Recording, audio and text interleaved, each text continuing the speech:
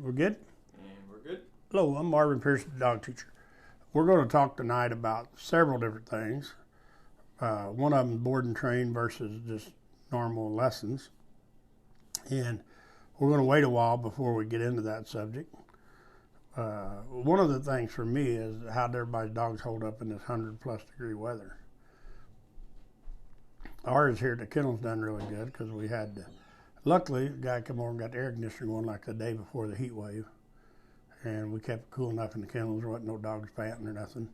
They didn't want to go outside very long, 5 minutes, and they was ready to go back in. And for me, I noticed with one of the dogs in particular, somebody was talking about, even on the dirt, the hard-packed dirt, the dog didn't want to walk hardly. He kept jumping up off of it because it was so hot. And the thing is it is. I mean, it's 106 degrees up here. It didn't get as bad as it did in other places down in town and stuff, but still 106 degrees, and you figure on blacktop, asphalt, gravel, hard-packed dirt, anything like that, it's hot. And out here, we didn't even want to touch the gates to open them hardly because the gates were so hot. So for me, people really got to think about it whenever they get into the heat of the summer with their dogs and why their dogs ain't wanting to walk on rocks, gravel, or blacktop. And another thing we're going to touch about tonight is dogs swimming in the ocean. For me, it's a real danger situation when your dog goes out into the ocean. And for me, the main reason is the sneaker waves that takes them out. The big waves come in, get the dogs disoriented. They'll swim off the wrong way, not realize what way they're going, and head to the ocean. So for me, you always got to be careful when you take your dogs down to swim, because I feel that sometimes they don't know whether they're coming in or going out in the water. So me, I wouldn't let my dog swim in the water personally. I'd let them swim in lakes and rivers, creeks, or whatever. But in the ocean, I wouldn't let my dog swim. I wouldn't even let him get out past probably his feet. I don't see no reason for it. I know they like to play in it. There's places down here, we go to Tillamook a lot, and there's places down there where you can take your dogs in those little coves in the back where they can actually swim and play in the water, and they don't get the chance of getting sucked out like they do if we're out in the ocean. So those are just some things to throw out there. And have we got anybody on here yet, Brett? Yeah, we've got a bunch of people on here. No questions yet, Marvin. Cool. Well, for me, we're going to talk about board and train versus regular training. And for me, different places to train. I mean, I feel we're pretty fortunate. We live out here in the country, and we've got like 28 acres to play with dogs. Well, more than that, I guess, because we use the neighbor's property too. But we get to set our dogs up in a lot of different situations. The biggest thing we don't do is walk our dogs in town all the time. And none of us really want to go to town and walk our dogs, but we do go there and work with people and their dogs, and we do take outside dogs there once in a while if we're having real issues in town. We'll take them to town and work with them. And sometimes we deliver a dog on the last day. If it's on Thursday evening at Facebook Live, we'll deliver them. Last week it was Little Fenway, we call him. But talking about board and train versus the type training, for me, I feel that we'll use Little Fenway for an example. He came here with a muzzle on, and I don't think we've got the videos up yet, but if you watch us on TikTok and on our Facebook and Instagram, you'll see we'll post videos on there quite often about dogs and pictures and stuff of them working. And then you go to YouTube, we put videos on there. And with Little Fenway, he came here with a muzzle on. And I'm not so sure anything's possible, but I feel that it would have been really hard if the owner would have just came here and done lessons to fix her dog. I feel one of the things that helped a lot with her dog is she dropped it off for the 3-week board and train. And I literally sent videos to another person. I don't get my phone number out a whole lot now, it's with the dog stuff. But I sent a video to a friend of hers, and then she forwarded the video on to Renee. And it showed Fenway out with other dogs and other people. For me, that's a huge confidence builder for the owners of the dogs whenever they could actually see their dogs can do that. And then before we were done, we had him out with, he was probably out with 50 different dogs, but we'd had him out with as many as 21 dogs at a time in a pack, and out here in one of our dog playgrounds. And then we had him up in the woods off leash with a lot of dogs. So he made leaps and bounds. But I feel the big thing is, from my part of it, is Renee was so dedicated to making a cool dog. And that's what made the difference. If she would have came up here all nervous and upset and worried, I think it would have been a lot harder. And, you know, here at Marvin Pierce Dog Teacher, we don't take a lot of these dogs because of the fact that normally I'm the only one that can handle them when they get here. So it makes it a lot harder to train on them every day with 10 or 15 different people. By the time Fenway left, little Fenway, I want to make sure I say, because we have 2 Fenways that come here. By the time he left here, I don't even know, 10 different people probably handled him, maybe more than that, because we used him in lessons a lot too. And I think that's one of the things that helps these problem dogs like that so much, is they get so much exposure to different people. And whenever they took him home, they sent us pictures and videos and stuff of him playing. Because she brought her daughter up and her son-in-law once with their 2 dogs because Fenway had problems with them. And they all played together out in the playgrounds with other dogs. And then they brought up her niece and her dog, I think it was. And everybody was good. So it is huge whenever you can get a dog in a situation. And me, I call it set them up to win and learn. Some people call it set them up to fail. But for me, I always try to set them up so they can win. And that dog, I taught him, one day I had him drinking water out of the bottle. He'd open his mouth for me, and then a day or 2 later, I'd give him Gatorade out of the bottle. And then the next time he was pissed because I tried to give him water. He didn't want to drink it. I think he wanted his Gatorade back. But it's fun to see the dogs and the attitude and the way they learn to play with other dogs. And we do have several videos of Fenway, and we're going to try to post some more on our YouTube channel. So if you get a chance, go there and watch the videos on them. And now Renee can have her daughter and her son-in-law and her dogs come over to her house. Everybody's good. Her niece could come over with her dog, whatever. And Fenway's good. But he's just, to me, he's just literally good. He went from a muzzle to panting really hard, and then he started popping his teeth really bad. And there at last, the only time he would do anything is if he got really upset, he'd pop his teeth a few times. But by the time he went home, I never heard that no more from him. So I feel that he really settled down. And for that dog, like I said, he was here 3 weeks. We got another dog here now, Frodo. He's going to be with us 4 weeks. And Bianca, has Frodo been here 2 weeks yet? I don't think so, huh? Probably close, but not quite. Yeah, he's probably been here 10 to 12 days now, Frodo has. And I put a pinch collar on him. I've used it. I put electric collar on him. Dad never did use it, but I put one on him. And we have him out now. We've had him out with, I think, 5 different dogs. But he came here the same. He was pretty ornery, and it would have been really hard for the owners to, I think, fix that dog by lessons. And for me, a lot of times I don't feel that it's fair to the dog to have to go through it because of the fact they have such no confidence. The owner don't have the confidence in them, and I do. I always have confidence, and I tell people constantly, confidence is free. You can have it, but there's a huge difference between being confident and being cocky. You know, if you get cocky with these dogs and you think you've got too good, it's probably when you get bit too hard. So for me, I always go back to the confident thing. And if my dog makes a mistake, I try to fix it and have fun doing it. I don't try to fix it by being mean with it. And with Frodo, his owners are the same way. The husband, wife, and the daughter, they all 3 try so hard, and all 3 of them been here. The husband came the first 2 times. And even with that, the first lesson, I didn't even have him to get out of the car to see the dog. I had him to ride by in my car. I think Bianca took him by, Bianca took him by out through the old dirt road by the playground. And I had the dog out there just because I didn't feel the dog was secure enough that he wouldn't have bit me if the owner was present, wanting to get to the owner if I had the leash. So today the daughter, or yesterday the mom and the daughter came in, and they both done so great. The husband came in, the dad of the dog, I guess, but he came in a couple days ago, and he done a great job with the dog. And then his wife and daughter came in yesterday with a lesson, and they just done great. They didn't stare at the dog, they didn't talk to the dog, they ignored the dog until the dog got settled down. And that's what makes a difference a lot of times with these dogs.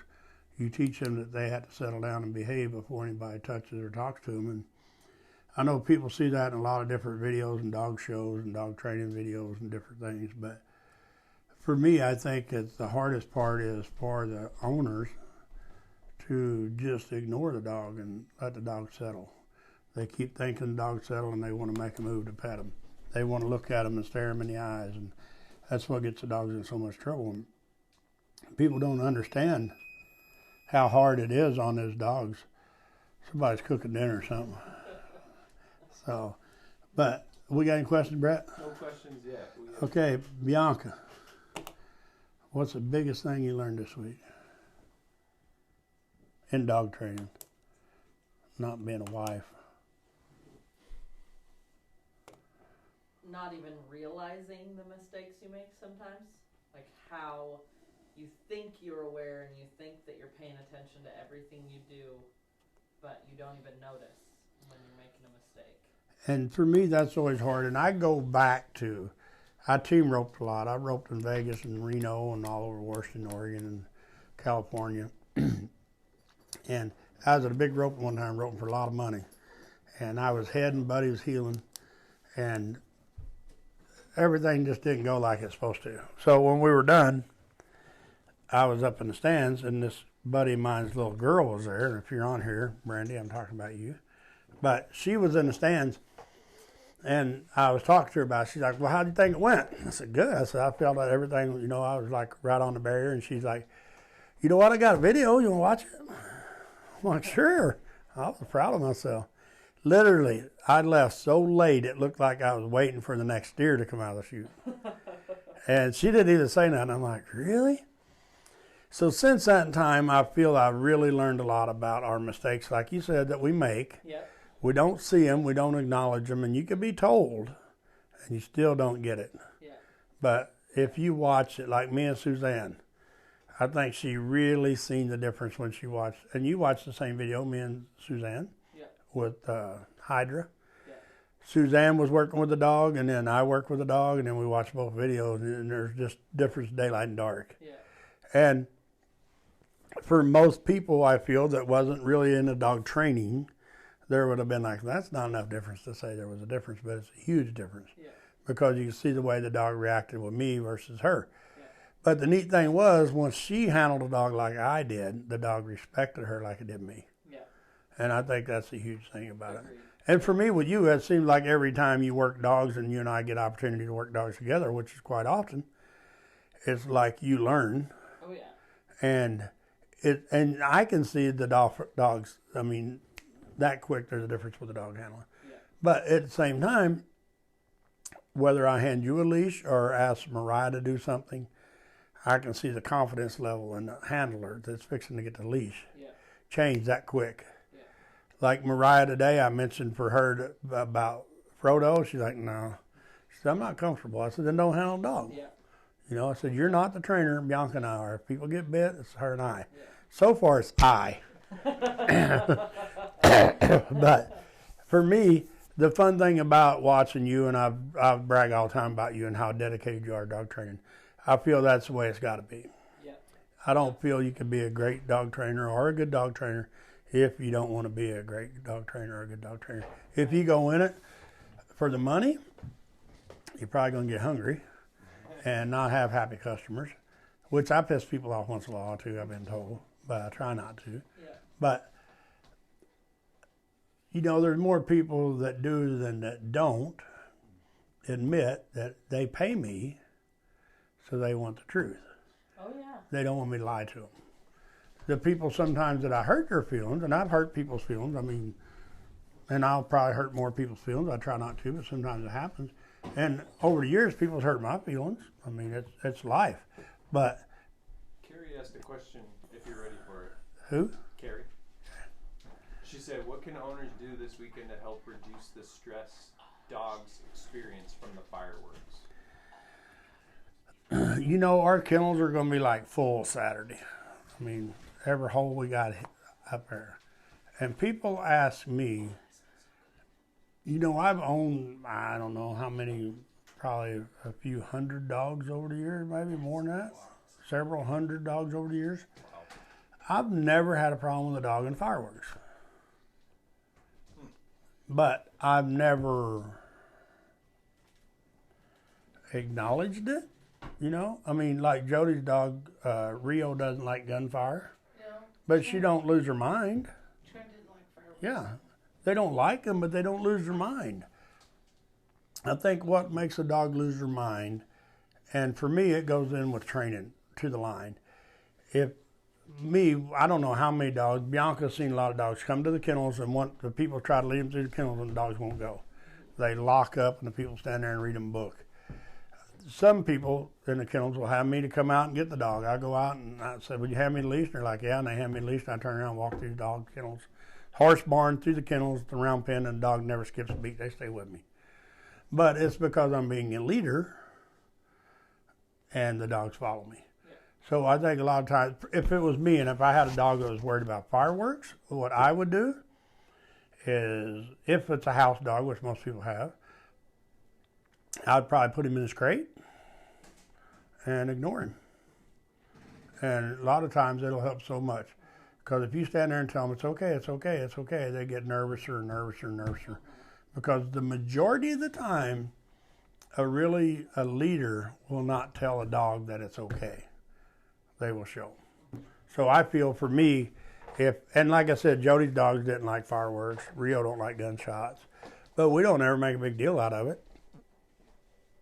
For me, I feel that I use a tranquilizer gun, or I did. I don't catch cattle no more hardly at all, but I use a tranquilizer gun to shoot cattle.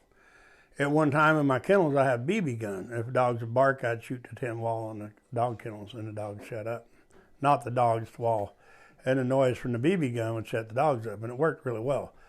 But I was out catching cattle one day down by the river, and I came up with a genius idea. We went and caught a guy caught his cattle or whatever, but one got away and he couldn't catch it.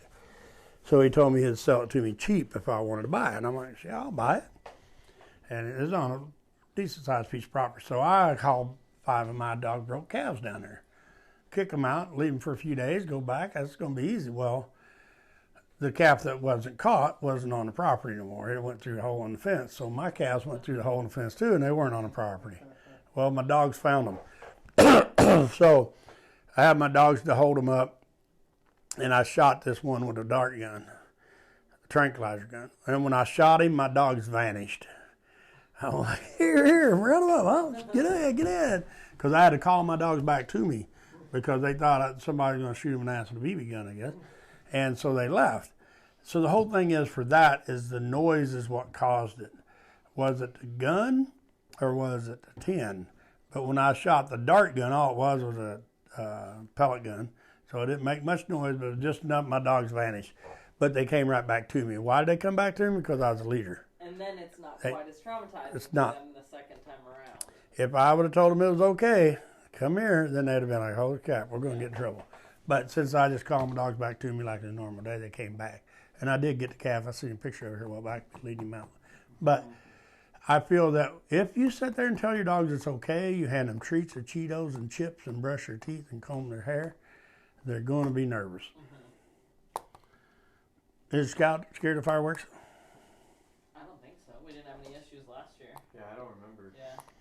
And that's we didn't make a big deal out of it. If you did, yes. I don't remember. Yeah. And that's what makes it bad. People bring their dogs here and board them for 4th of July, which our kennels are pretty quiet anyway.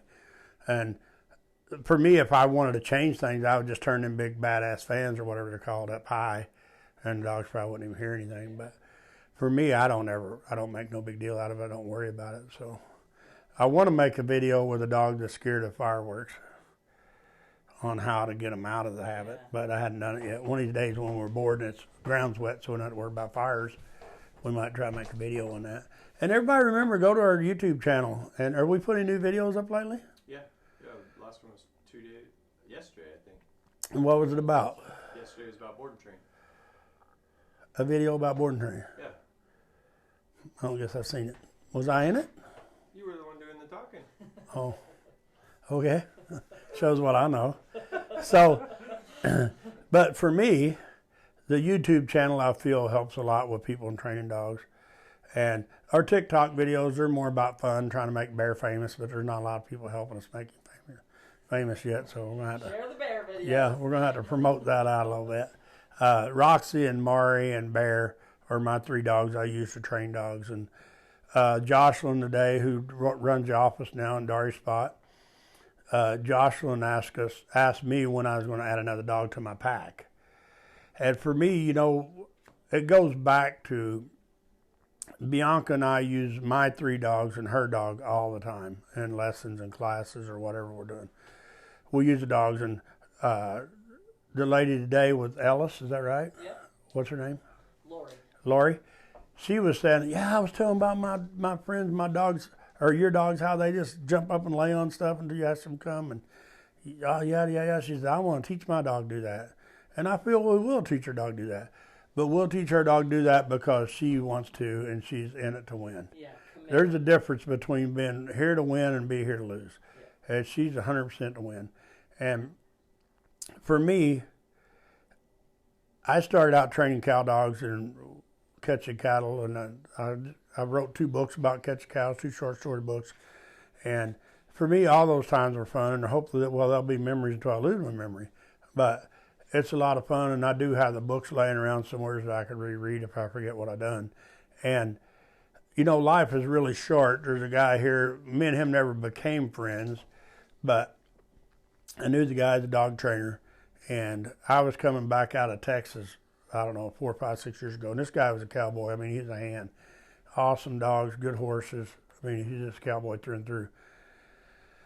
I was on my way back from Texas, and somebody called me or something. I seen on Facebook, whatever. This guy was in a bad horse wreck down in Colorado Springs, Colorado. And I called some friends that were there because I knew he had a truck, trailer, horses, dogs, everything was there. And I called some people that knew him, and they said, yeah, he was in the hospital and he was in really bad shape. And I was going to go by there and get some dogs and horses or whatever I could do to get them back home. And ended up they didn't need me to at the time, but life is that short. It's been 5, 6 years ago, and I just seen a post on Facebook the other day that he was at Prineville Rodeo, and when he'd seen his friends, he had to ask them who they were, and they had to, So it can be that bad, and anything like this, life's short. And for me, it's fun to see the people come here. We've got a 92-year-old guy that comes here with a dog, and he has the same outlook as we do. He's like, hey, I want a cool dog. It's not, I'm old. And me, I'm 60, and I'm like, shoot, I don't know. I figure I'll train dogs for another 10, 20 years as long as Bianca can put up with me. One day if I go up there and the door's locked, I'll be like, damn, they're trying to hint to me to not be here.